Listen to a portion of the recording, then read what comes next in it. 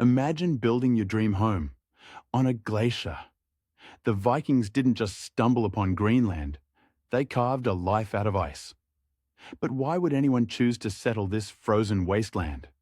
And what series of catastrophic errors led to its chilling, inevitable end, leaving a ghost story of climate change and human hubris?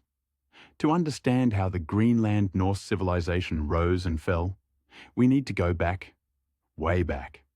Not to a grand voyage of discovery, but to a petty squabble that ended in blood and banishment.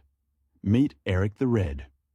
Iceland wasn't exactly Club Med, but Erik, a Viking with a talent for manslaughter and a fiery temper, managed to get himself exiled. Twice. First for killing someone, then for killing the guy who killed the first guy. You get the picture. In 982 AD, facing a 3-year exile, Erik sailed west. Not for glory, but to avoid more bloodshed. He bumped into Greenland. But here's the crazy thing. He called it Greenland. Greenland? Seriously? It was a marketing ploy, a lie bigger than anything madmen could dream up. Iceland was overcrowded and stripped of its resources.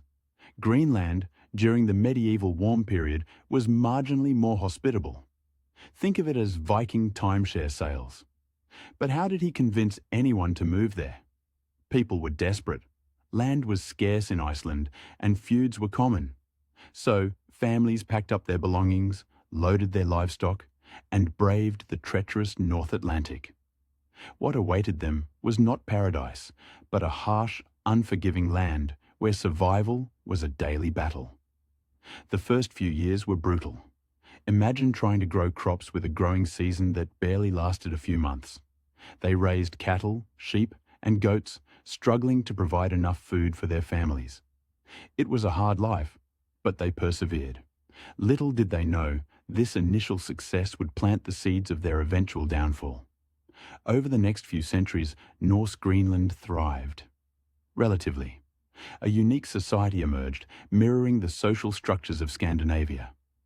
Powerful chieftains controlled the best land. Farmers became wealthy through livestock and trade. But the very foundation of their society was about to be challenged. Archaeological digs reveal something surprising. These weren't just simple farmers.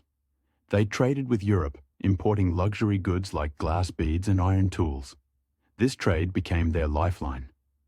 But that reliance would eventually become their curse. And here's something most people don't know. They were devout Christians. The ruins of Valsey Church are the best preserved Norse ruins in Greenland, a testament to their faith and their connection to the wider Christian world. Remember this church. It will be the final chapter in our story. In 1408, the last documented event from Greenland was a wedding held at Valsey Church. After that, silence. So what happened? The Greenland Norse were utterly dependent on trade with Europe. They needed iron for tools, timber for building. But the North Atlantic is a fickle mistress. Storms made voyages perilous. And then, in the mid-14th century, the Black Death ravaged Europe, decimating populations and disrupting trade networks. Their supply lines were cut. The stakes were rising. Then came the Little Ice Age. The climate shifted. The growing season shortened dramatically. Sea ice expanded, isolating Greenland even further. The clock was ticking. Meanwhile, another group had arrived in Greenland centuries earlier, the Inuit. And here's where it gets tragic. The Inuit were thriving. They were skilled hunters, adapted to the harsh Arctic environment. What if the Norse learned from them? Archaeological evidence suggests limited contact between the two groups. The Norse seemed reluctant to adopt Inuit technologies or hunting techniques. They clung to their European identity, seemingly unable to see the wisdom in adapting to their new environment. It's hard to believe they saw themselves as superior to the Inuit and stubbornly refused to copy or marry them. Skeletal remains tell a grim story of malnutrition and disease. The Norse Greenlanders were struggling to survive. The question is, why didn't they adapt? What prevented them from learning from their Inuit neighbors? One by one, the Norse settlements were abandoned. People died or emigrated. The once thriving colony was slowly fading away. And here's the terrifying part. The evidence suggests there were several reasons for it. Maybe they denied the climate was really changing. Maybe they thought this was only a temporary issue. Maybe they were trapped by their own history. The loss of trade with Europe was a major issue. Now, the resources they needed were unavailable.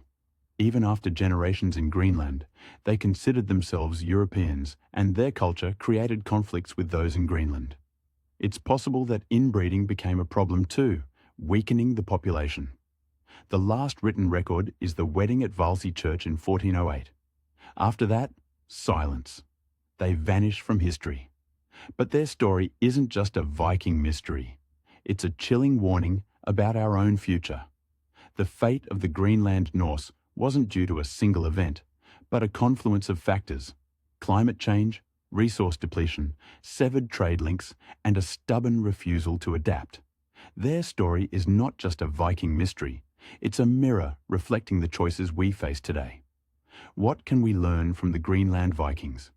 Their story serves as a cautionary tale about the dangers of climate change denial, the importance of adapting to new environments, and the perils of isolationism. Their rigid adherence to a dying way of life ultimately sealed their fate. They're gone, and nobody cared. What can we learn from the Greenland Vikings to ensure our civilization doesn't share the same frozen fate? Erik the Red wasn't just selling real estate. He was selling a dream that quickly became a reality for hundreds of Norsemen. Two main settlements emerged: the eastern settlement, paradoxically located in the southwest, and the smaller western settlement further north. But how did these Viking farmers transform a frozen land into a self-sustaining society? Life was hard. Their world was built on the backs of imported livestock: cattle, sheep, goats, carefully husbanded through brutal winters. Arable land was scarce, concentrated along the coast. This created pressure and competition. How long could they survive on imported animals and little land? Excavations reveal a society far more sophisticated than simple farmers. Look at the treasures in these graves. High-status Norsemen flaunted their wealth with imported goods, evidence of a thriving trade network stretching back to Europe. But this luxury came at a price. Their lifeline was the sea. Norse ships braved the treacherous North Atlantic, bringing essential iron tools, timber, and luxury goods. But the voyages were risky. A single shipwreck could mean the difference between prosperity and starvation, and the risks were about to get much, much greater. Valsey Church stands as a testament to their faith and connection to Europe. The wedding of Thorda Kakali in 1408, a bittersweet celebration now frozen in time. The last documented event from the Greenland Norse. What happened after the music faded and the celebrations ended? The Little Ice Age descended. The climate, once relatively mild, turned harsh. Growing seasons shortened, sea ice expanded, and storms became more frequent. The very foundations of their society began to crumble. But how could changing weather destroy a whole society? The Inuit arrived in Greenland centuries before the Norse vanished, perfectly adapted to the Arctic environment. They thrived hunting seals, whales, and caribou. The Norse, stubbornly clinging to their farming traditions, refused to adapt. Were they too proud to learn from their neighbors? The evidence is grim. Skeletons tell a story of starvation and disease. The Norse Greenlanders were running out of food and hope. Their bodies are sending us a message from the past that we must not ignore. The Western settlement was abandoned first. People died or tried to sail back to Europe. The fragile Norse society was disintegrating, family by family, farm by farm. The dream of Greenland was turning into a nightmare. Valsey Church, once a symbol of hope and community, now stands silent, a lonely sentinel overlooking a lost world. The wedding of 1408 was their final chapter. What did these Greenland Norsemen think about on their wedding day? What thoughts did they have about the future? There was no single catastrophe, no dramatic battle, no sudden plague. Their demise was a slow, agonizing decline, a death by 1,000 cuts. Climate change, resource depletion, severed trade routes, and a stubborn refusal to adapt.